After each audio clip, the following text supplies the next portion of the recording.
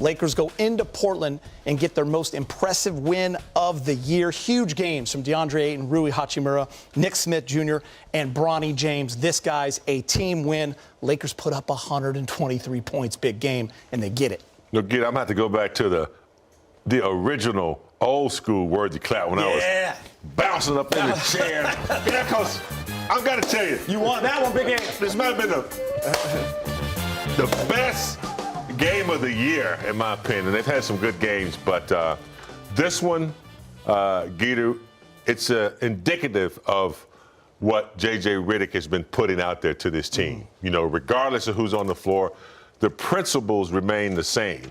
You know, you might not have the talented players, Luka, you might not have LeBron or Reeves, but you still have the same principles as a team. And I thought they worked it to the T tonight. I thought, you know, it was just a really good game.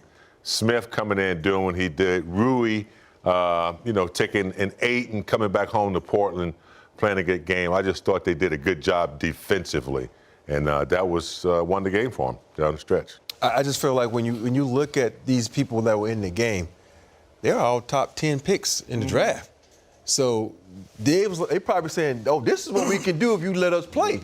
And you look at the way Smart kind of kept everybody under control. You know, they had a little problems bringing the ball in, and Smart said, let me take it upon myself to bring it up, get us in position. You look at what Ayton was able to do on the inside. I think Ayton probably knew everybody he was going up against because of all the days in practice. But you look at Nick Smith coming up, you know, Jr. coming off the bench, play with no fear.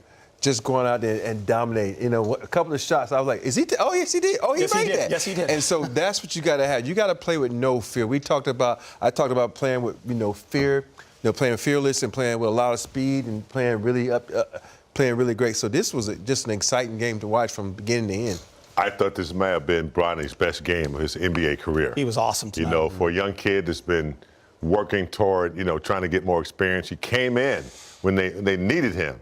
You know, he had some assists. 6. He had some assists. He had some big rebounds, kept the ball in play, hit a big 3. So, you know, we talked about this, I think, when Derek was in here. We talked about how he gets to play with, you know, other big-time players. He'll learn more and adjust better. And I think, you know, this was a good game for Bronny as well. Bronny also hit 2 big free throws. Lakers have now won 4 in a row. 6 out of 7, and I know you guys were getting the same kind of text I was. Who's Nick Smith Jr.? We'll find out right now. Here he is with Mike Trudell. All right, Nick Smith Jr., what a night for you and your team. As Jackson Hayes comes over to say congrats, as the rest of your teammates did. Look, you knew that you guys were really shorthanded tonight. How were you able to step into that void and execute like you did? Well, I just wanted to come out here with energy, and Coach JJ and the coaching staff believe in me and believe in this group. No matter who we got, you know, our best players out. Let's come out here and compete and win. And you know, I feel like we did that today, and we got to keep it going. I mean, look, you're on a 2-way. I know you're battling to get a full contract in the NBA like anybody else would, but the main focus being the team. Nonetheless, what does it feel like to come through in a moment like this? It's big for me, man, especially, you know, having a coaching staff. It just give me the utmost confidence just to go out there and play my game. And, you know, my teammates has definitely done a good job with me, just leading me in the right direction. And, you know, I'm learning a lot, man, and, you know, I'm just happy to be here. 3 short of your career high. Take me through the back-to-back threes in crunch time when Portland was trying to push on you. You know, I was open. I think Smarty was driving down the lane. He got created too, and I was open. I just took the shot, and you know, the last one, I think it was just a heat check moment. You know, I was open, so you know, I took the shot. All right, correct me if I'm wrong, but I was just going back to the back at halftime. Looked like you got a little sick. How were you feeling? You clearly were able to overcome it, but were you all right? Yeah, it was. No way I was missing this one. You know, just to get a chance to play, you know, with the guys and get a chance to compete. And you know, I mean, I guess I needed it. I guess I don't know. Yeah, it just happened. All right, Nick. Well, what a job from you. Go enjoy it with your teammates. All right. Thank you. All right, guys. Get sick more often, Nick Smith Jr. Bring up the guy's sickness on TV. He's had a big game. 25 points. Getting light. 25 points, 10 of 15. He was 5 of 6 from 3. If you look at his box score, he had 8 points in the second quarter, 7 points in the third, 10 in the fourth. Portland was trying to make a comeback, put the ball in his hands. very unorthodox, style of dribbling and getting away from you to get his shot off, and perfected it tonight.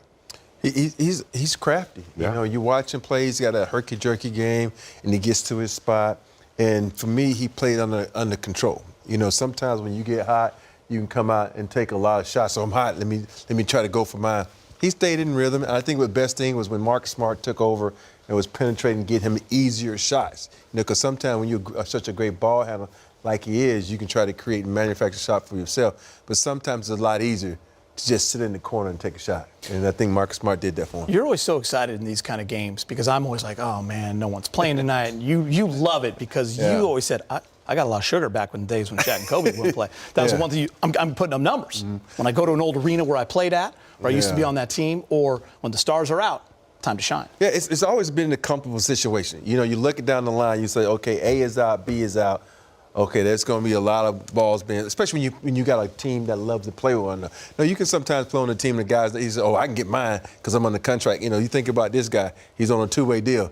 He could have went out and forced the issue, but he didn't. He let the game come in. And it's so much fun and better because you can really see how good players are. Sometimes we don't understand how much of a backseat some players take. You think of what DeAndre Ayton did when he was in Portland. Everybody like, he didn't put up numbers there. Yeah, because he had all these other guys trying to get numbers. Tonight, when you go into a guy, he can show you his ability, what he do. You look at Rui. Rui did his thing.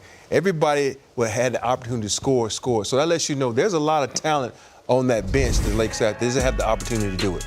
Ayton, Rui Hachimura and DeAndre Ayton, they combined for 57 points. They hit 24 out of 34 field goals. No, look. We remember him when he was in Phoenix, playing well. When he was beside CP3, had an experienced veteran there that knew how to make him play. He gets traded. Didn't work out that well. He's 27 years old, Geeter. You know, you don't start peaking. I know Robert peaked when he was like 22, but you don't start peaking until you're like 27 in this league. I don't think I ever peaked, James. Still peaking. And he's right there right now. He's with a great franchise. A lot of time players, you know, they get with franchises. You know, all the NBA teams, it's a joy to play in the league. But when you get with the right franchise that is a winning franchise, kind of like when Rob came from Phoenix to Los Angeles, you know, it was the right franchise for him.